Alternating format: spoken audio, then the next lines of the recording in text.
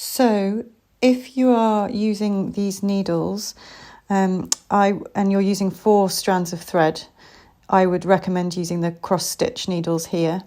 If you're using two strands of thread, so 1 strand folded in half, you could try using these ones here, or these ones, but this one is easier to use and it's still fine enough to use.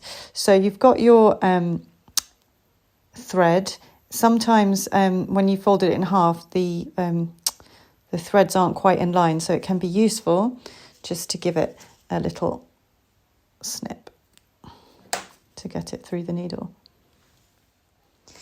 Now, in pre-COVID times, you just lick the end of the threads to squish them all together, but given the situation we're in, it's best not to. Just dip your fingers in a little bit of water and squash the ends of the threads together. Try not to do it over the solvi, because if it drips on the solvi will start to dissolve. So I've squashed my thread ends together. If you can see, there's my needle. I hold my thread in my non-dominant hand and I bring the needle.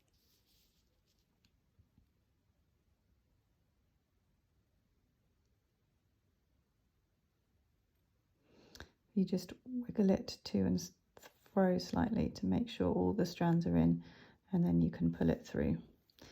It is fiddly. Breathe, be patient and try again.